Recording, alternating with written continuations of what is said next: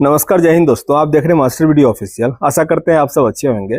जो practice set देते हैं एग्जाम के लिए, तो उसमें एक अच्छा स्कोर कैसे कर पाएँ, कैसे रणनीति से बनाएं ताकि आपको टाइम का मैनेजमेंट भी सही से हो पाए, उसी पे पूरा बात करने वाले हैं। क्योंकि स्टार्टिंग में जब हम भी प्रैक्टिस सेट देना शुरू किए थे ऑनलाइन, पूरा स्टार्टिंग की बात कर रहे हैं, तो बैंकिंग का तैयारी कर रहे थे, तो मुझे भी वही 30-35 नंबर आ रहा था 100 में, और उससे अधिक आगे नहीं बढ़ रहा था। तो फिर धीरे धीरे ऐसा भी हुआ और ये लगता था कि जो स्कोर अच्छा कर रहा है ना, तो वो गलती से चीटिंग करके ऐसा कर रहा होगा। पर धीरे धीरे मेरा भी रैंक में आने शुरू हो गया। तो वही सजा करते हैं ताकि आपको भी वो हेल्प कर सके, आप भी अच्छा स्कोर कर पाए। क्या इंप्रूवमेंट किए थे अपने अंदर, वो आप भी करेंगे तो हो जाएगा। तो स्टार्टिंग में क्या हुआ था, जब हम सेट दे रहे थे तो वही मेरा 30-35 नंबर आ रहा था।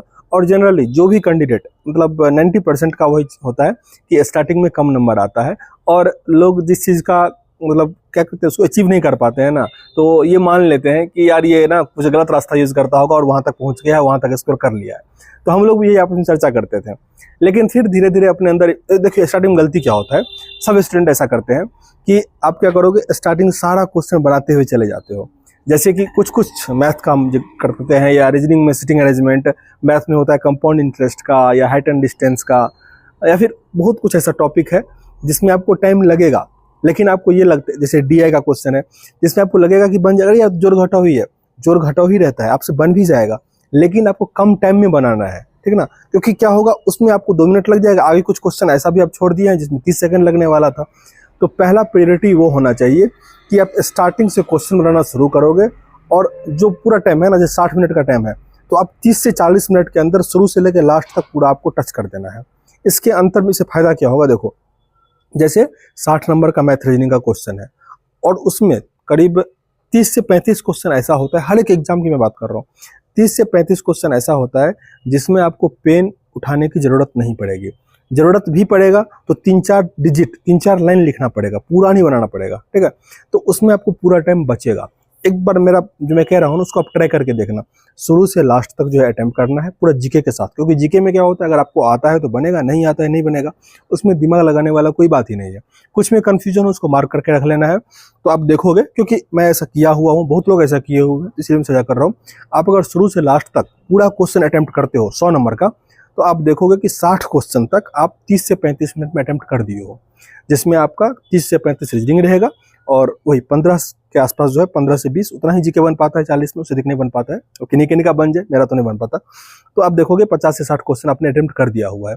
रेस्ट जो मैथ रीजनिंग का क्वेश्चन बचा हुआ है, जो 20 क्वेश्चन, थोड़ा जिसको हम हार्ड कह रहे हैं, 20 से 25 क्वेश्चन, उसके लिए आपके पास जो 30 मिनट है ना, उसमें आप अच्छे से टाइम दीजिए। उसमें पहले प्रायोरिटी उसको दीजिए जिसमें आपको लग रहा है कि जोड़ घटाव है, या कुछ कंसेप्ट है जो हमको याद नहीं आ रहा था, कैलकुलेटिव है, पहले उसको बनाइए। और कुछ क्वेश्चन ऐसा होता है जो आपको समझ में ही नहीं आ रहा, उसको सबसे बाद में ट्राई कीजिए। 3-4 बार क्वेश्चन जो पढ़ना पड़ रहा है ना, उसको सबसे बाद में ट्राई कीजिए। आप देखोगे ऑटोमेटिक आपका स्कोर जो है वो 60-65 के आसपास चला जाएगा। उससे ऊपर जाने के लिए क्या होता है कि आपको हार्ड क्वेश्चन आना चाहिए, ठीक है। लेकिन अगर 60-65 भी आपका नहीं आ रहा है, तो ये तरीका अपनाइए, आपका ऑटोमेटिक 30-35 जो आपका स्कोर आ रहा है ना, या 50 से जो कम आ रहा है ना, वो ऑटोमेटिक आपका 65 के आसपास चला जाएगा। क्योंकि एवरेज स्कोर 65 आता है। जो आप सेट देते हो, तो आप देखना कि आपका जो रैंक आ रहा है ना, फिर नीचे होता है कितना कैंडिडेट जो है वो 60 स्कोर किया है, कितना कैंडिडेट 40 स्कोर किया है। तो आप देखोगे अधिकतर कैंडिडेट, मतलब जो औसत स्टूडेंट होता है ना, 50% की बात कर रहा हूँ, उससे अधिकतर कैंडिडेट जो है 60 के स्कोर के आसपास होते हैं। तो 60 से अगर आपका कम है तो आप बहुत नीचे हो, और वहीं अगर 70 से थोड़ा ऊपर चला गया ना आपका स्कोर, तो आपका रैंक एक अच्छा रैंक में आ जाता है। तो 60 से मतलब 65 जिसको हम कह रहे हैं ना, 65 एक औसत स्टूडेंट का रेशियो है। उसमें बहुत कैंडिडेट आते हैं क्योंकि वो इस तरीका को फॉलो करते हैं। फिर उसके बाद आपको मेहनत करने की ज़रूरत है। वो कैसे करेंगे, जैसे मैं अपना कहा कि मुझे जो जैसे डीआई में कैलकुलेशन में थोड़ा हमको दिक्कत होता है, तो सिंप्लीफिकेशन एक्सरसाइज जो है बहुत बार बनाइए, बहुत बार। आप बना लिए है, फिर से बनाइए, नया नया क्वेश्चन बनाइए। RS अग्रवाल बना लिए, सगीर अहमद बनाइए, किरण इंस्टीट्यूट का जो बुक आता है उसका बनाइए।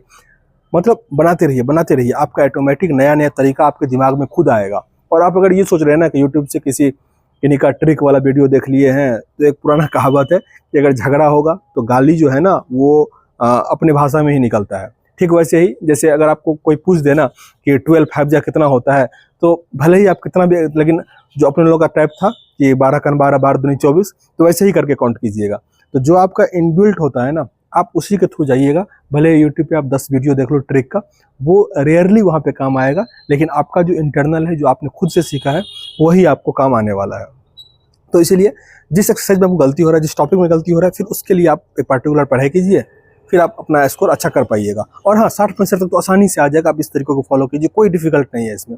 खैर, इस वीडियो में इतना ही होगा, तो अब आज या कल से हम भी सेट देना शुरू करेंगे, साझा करेंगे मेरा स्कोर कितना आता है ताकि थोड़ा आप लोगों के अंदर और मोटिवेशन आए कि यार मेरे से तो कम से कम अधिक स्कोर करना ही है, क्योंकि हम बहुत सारा काम करते हैं तो हमको पढ़ने का तो टाइम ही नहीं मिलता है, बस हम सेट देते हैं। ठीक है, तो आप लोग तो पढ़ेंगे भी और सेट देंगे, ज़ाहिर सी बात है हमसे आगे ही रहेंगे। खैर, इस वीडियो में इतना ही, कल से देखते हैं क्या होता है। मिलते हैं नेक्स्ट वीडियो में, तब तक के लिए जय हिंद।